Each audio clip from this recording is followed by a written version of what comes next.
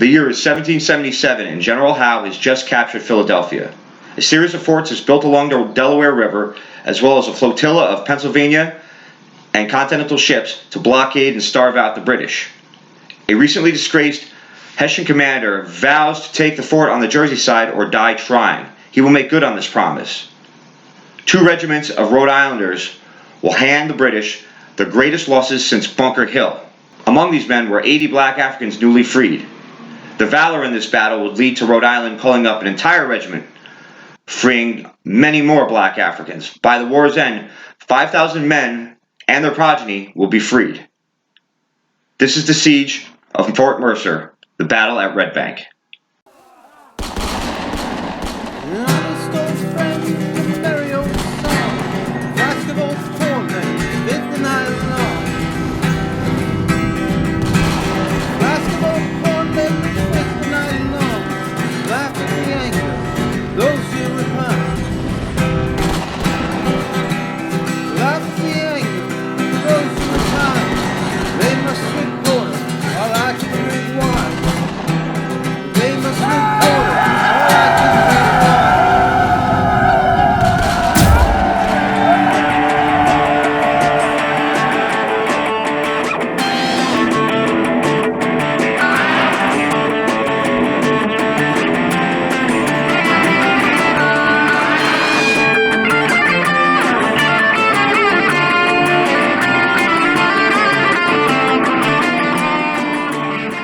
While researching this battle, we had 2 main sources that completely contradict each other.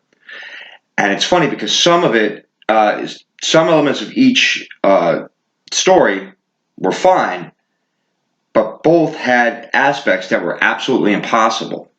So what we've done, like we've done in some of our other Truth About Colonial Linen extras, is we try to piece this together using all the information that we have. Luckily, some of the first-person sources that don't explain the whole battle give us little keys and little tips to put this together, so we were able to discover what couldn't happen, what could happen, and we think we have a pretty good handle on exactly how the battle unfolded. There will be an article that will be on the GHI Pissed Off Patriots blog at the end of the month that's going to detail exactly how we came to our conclusions while making this video. So check that out.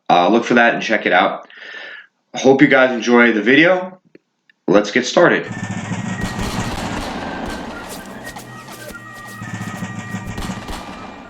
With Howe and the British in Philadelphia, General Washington hoped to trap the invaders in the city and starve them out for an early, yet unlikely quick end to the war and victory for the Americans.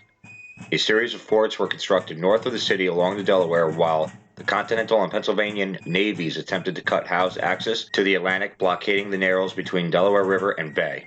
Colonel Christopher Greene, the able brother of General Nathaniel Greene, led American forces in Mercer County, headquartering at Whitehall House near Haddonfield. He believed the family's orchard was the perfect spot to complete a triple row of chevaux de frise, river forts. Here, Fort Mercer would link by chain to fortifications on the Pennsylvania side. Together with Fort Mifflin located on an island between them, any British attempt to resupply amphibiously from upriver could be thwarted. Fort Mercer was defended by 14 cannon operated by Continental artillery units, along with the first 2 Rhode Island regiments, with officers totaling close to 500 men. Hessian Colonel Carl von Dunlop, recently disgraced at an action in Trenton, was eager to re-establish himself, vowing to take the fort by nightfall or die trying. His troop total strength was 2,000, however it is believed that only 1,200 to 1,400 men assaulted the fort. A portion of his column, approaching from the southeast, were beaten back by shelling from a Continental flotilla before reaching the fort. Then in addition, his reserves never assaulted, as a result of von Dunlop being mortally wounded during the overwhelming fire, throwing the Hessians into general retreat. Around noon, the British approached the fort. Around 4:30 p.m., von Dunlop sent one of his officers to Greene and demanded the American garrison surrender. The threat of no quarter was also given. Greene declined the surrender and prepared his men for the attack.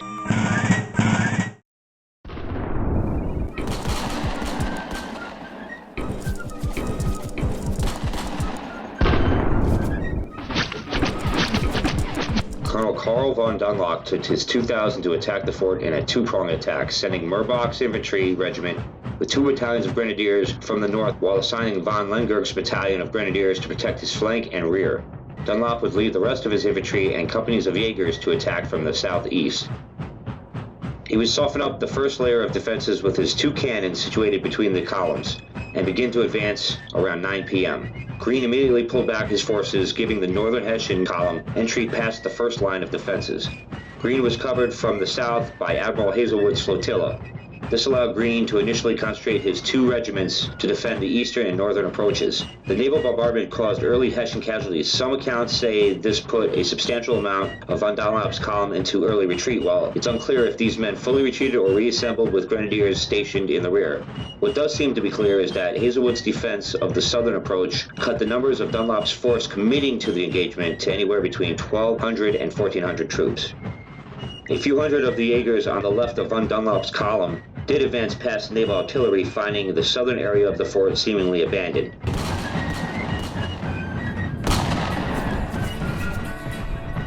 The northern column reaching the ditch and abatement of the northern side of the fort were opened up on from Rhode Islanders who had intentionally gave up the first line to trap the vanguard of troops between the abatements. These Hessians were spirited, screaming Victoria as they reached hand-to-hand combat with the fort's northern defenders. These Rhode Islanders, through vicious fighting, eventually beat them back. The eastern column's main contingent nearing the first line of defenses had yet to encounter fire from the fort. The Rhode Islanders pulled back behind the ditch of the second abatement, with a few units secretly wheeling to the south awaiting the couple hundred unaware Hessian Jaegers. Those men were trying to covertly scale the ditch and pass through the sharpened tree trunks and branches without ladders. Completely surprised when they reached the top, trained cannon and about 50 to 100 men unleashed hell upon them, and the Jaegers, sustaining severe casualties, fled in general retreat. By this time, Dunlop, with his 800 or so men, were encountering the strongest fortifications and tangles of abatements. Also without the proper siege equipment, would find themselves at a severe disadvantage. Most of Greene's Rhode Islanders, and no less than 6 large guns, probably 9 or 10, were now amassed or trained on the Hessian eastern column advance. When enough of Dunlop's infantry was drawn into near point-blank range, the order was given and Continentals rained fire down from above. This devastated the attackers and mortally wounded Colonel von Dunlop, taking a shot to the thigh. The blanket of artillery and musket fire from the relatively safe Americans above them behind defenses was savage, and the eastern column went into full retreat, never reaching hand-to-hand combat. With Dunlop dying on the field, there was no attempt to rally by sending in the reserves. The battle was over, British forces suffering more loss of life in a single advance than any other battle in the war except for the Battle of Bunker Hill, where over 800 Redcoats were mowed down on Breed's Hill over a year earlier.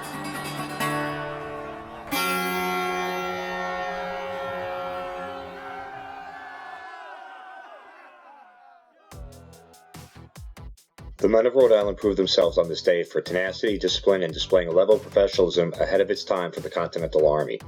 Colonel Dunlop would succumb to his wounds within hours of the battle, keeping his promise to take the fort or die trying. He led from the front this day and fought with courage and honor as recorded on both sides. Colonel Christopher Greene's placement of the fort and coordinated defense with Admiral John Hazelwood would slow the British breakout from Philadelphia for a month. After Howe was able to take Fort Mifflin, he sent Cornwallis with an overwhelming force, prompting Greene to evacuate the fort in the middle of the night, then joining the Continental Army at winter encampment at Valley Forge.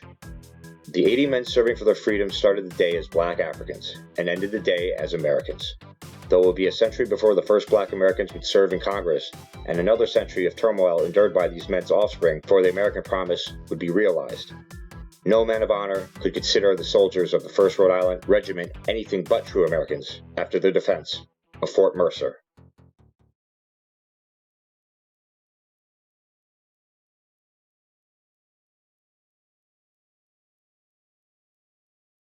Ladies and gentlemen, Minutemen Media and Evil Expo are excited to bring you the fight of the summer. In the left corner, in gray fur and wings, hailing from the Pine Barrens of New Jersey, it's New Jersey's own Devil.